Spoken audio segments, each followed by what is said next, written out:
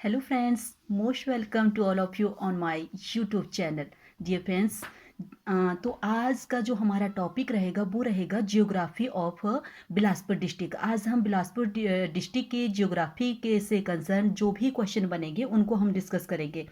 तो आपको पता होना चाहिए कि जो जिला बिलासपुर है इसका कुल क्षेत्रफल जो है वो है 1167 स्क्वायर किलोमीटर। अगर 2011 की जनगणना की बात की जाए तो उसके अनुसार 3,82,056 व्यक्ति यहाँ पे की टोटल जनसंख्या आंकी गई है। और बिलासपुर जिला का कुल साक्षरता दर जो है वो 85.67% आंका गया है। अगर पॉपुलेशन डायनेस्टी की बात की जाए, जनसंख्या घनत्व की बात की जाए तो 2011 के आंकड़ों के अनुसार ये है 327 व्यक्ति, ठीक है, प्रति स्क्वायर किलोमीटर। और अगर जिला बिलासपुर के गठन की बात की जाए तो ये किया गया था 1 जुलाई 1954 को।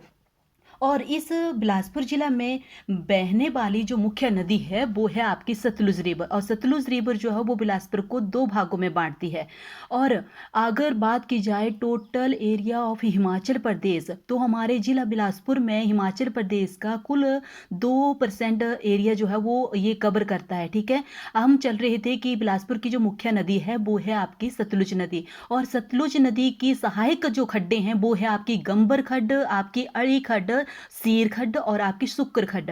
आपको फ्रेंड्स इस बात का पता होना चाहिए क्योंकि एग्जाम में अक्सर पूछा जाता है कि जो बिलासपुर में जो आपकी सतलुज रिवर है, सतलुज रिवर किस स्थान से बिलासपुर में प्रवेश करती है और किस स्थान से बिलासपुर को छोड़ करके आपके पंजाब में चली जाती है। तो आपको ये पता होना चाहिए कि मंडी के कसोल नामक स्थान से ये बिलासपुर में एंटर करती है और नहला नामक गांव से ये पंजाब में एंटर हो जाती है। आपको पता होगा कि सबसे बड़ी पन विद्युत परियोजना जो कि भाखड़ा बांध है वो भी इसी नदी के ऊपर बनाया गया है। और भाखड़ा बांध की अगर बात की जाए तो इसका टोटल एरिया जो है वो 168 स्क्वायर किलोमीटर है। और इसकी नींव जो रखी गई थी वो 17 नवंबर 1955 को रखी गई थी।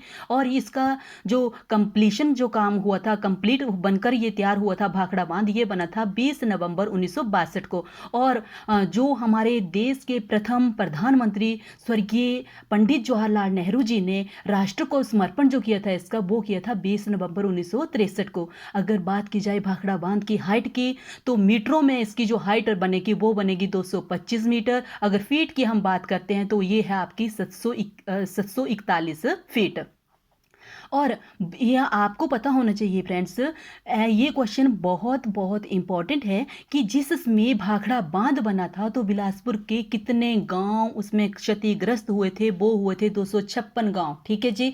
और ये जो भाखड़ा बांध है इससे किन किन स्टेट्स को बिजली प्रदान की जाती है, कहाँ कहाँ से किन किन जगह बिजली की सप्लाई की जाती है, तो ये की जाती है पंजाब, हरियाणा, हिमाचल प्रदेश और राजस्थान को। क्लियर। अब चलते हैं हम इसकी जो स्थापना की गई थी, यानी कि जो भाखड़ा जो बांध बनाया गया था ये बनाया गया था बीबीएमबी के द्वारा। BBMB means Bhakra Beas management के द्वारा बनाया गया था ये। और ये जो भाखड़ा ब्यास मैनेजमेंट बोर्ड था इसकी जो एस्टैब्लिश की गई थी ये की गई थी 1976 में।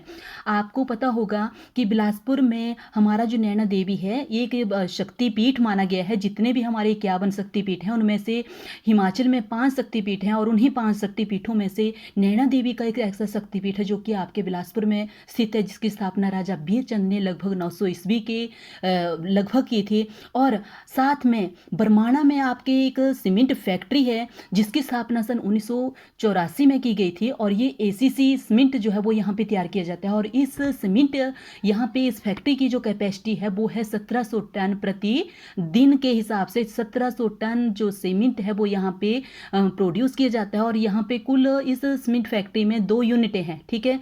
आगे आते हैं हम जो हिमाचल प्रदेश में जो एशिया का सबसे ऊंचा पुल है जिसका नाम है कंदरौर पुल। और इसका जो निर्माण हुआ था वो 1959 में इसका काम शुरू हुआ था और 1964 में बनकर के ये बिल्कुल तैयार हो गया था। अगर बात की जाए फ्रेंड्स इसकी हाइट की तो कंदरौर के पुल की जो कुल हाइट है वो है आपकी 80 मीटर। और लंबाई की अगर बात की जाए तो यह है 280 मीटर, ठीक है। और यह एशिया का सबसे ऊंचा पुल भी है। और बात की जाए, अगर आपको पता होना चाहिए कि इसकी जो ऊंचाई है वो है आपकी 80 मीटर। और अगर आपको बता दूं मैं गोबिंद सागर झील के बारे में, जो कि बिलासपुर की शान मानी गई है, जिसे कि सिखों के 10वें गुरु गुरु गोबिंद सिंह के नाम पर इसका नामकरण किया गया है। ये गोबिंद सागर झील भी आपकी सतलुज नदी के ऊपर बनाई गई है और इसका निर्माण किया गया था 3 जुलाई 1958 को।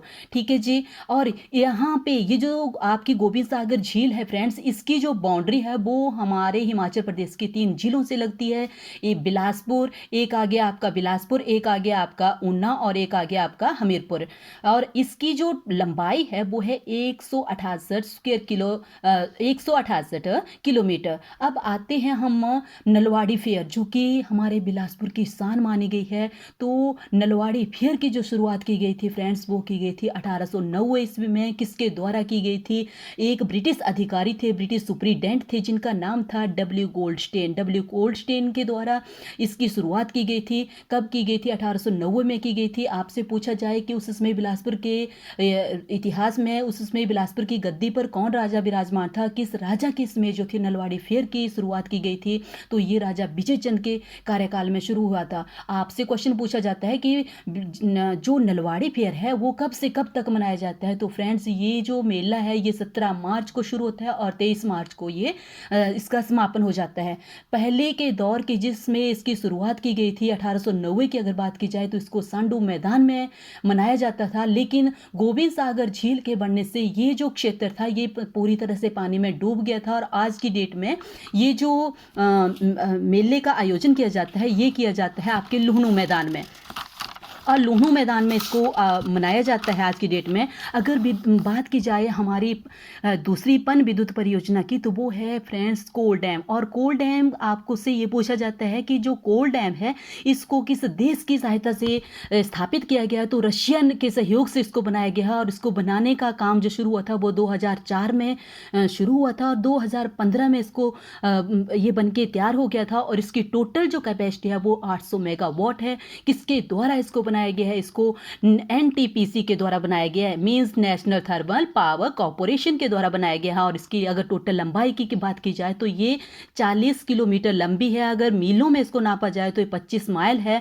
और यहाँ पर 4 टरबाइन है और हर टरबाइन की कैपेसिटी जो है वो 200 मेगावाट है। यानी कि 4 को अगर आप 200 से मल्टीप्लाई कर दोगे तो आपका टोटल कैपेसिटी जो है वो आपकी आ जाएगी 800 मेगावाट। अगर फ्रेंड्स धारों की बात की जाए तो धारों को आपको पता होना चाहिए कि जो हमारा बिलासपुर है, बिलासपुर को सतधार के नाम से जाना जाता है। आपसे क्वेश्चन पूछा जाता है कि कौन सा जिला जो है जिसको सतधार के नाम से जाना जाता है, तब आपका आंसर आएगा आपका जिला बिलासपुर, जिसमें कि कोट धार आ गई, आपकी झंझार धार आ गई, त्यून धार आ गई, बांदला धार आ गई, बहादुरपुर धार आ गई और आपकी नैना देवी धार आ गई।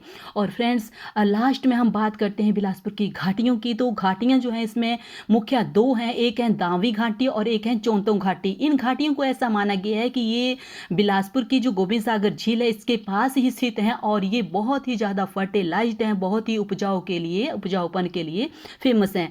तो फ्रेंड्स ये थे कुछ जिला बिलासपुर से हमारे इंपॉर्टेंट क्वेश्चन। हमने शायद कुछ क्वेश्चन स्किप कर दिए हों, जैसे मान लो विधानसभा क्षेत्रों की अगर बात आती है तो बिलासपुर में विधानसभा क्षेत्रों की कुल संख्या जो है वो आपकी 4 है। अगर उपमंडलों की बात की जाए तो घुमारवीं उपमंडल और बिलासपुर उपमंडल, ये उपमंडल 2 हैं। अगर विकास खंड की बात की जाए तो विकास खंड हमारे बिलासपुर में कुल 3 हैं। और तहसीलों की अगर बात की जाए तो तहसीलें कुल 4 हैं। और उप तहसीलें, अगर उप तहसीलों के बारे में पूछा जाता है तो उप तहसीलें कुल 2 हैं। और टोटल पंचायतें जो आती हैं बिलासपुर जिला के अंतर्गत वो आती हैं 151।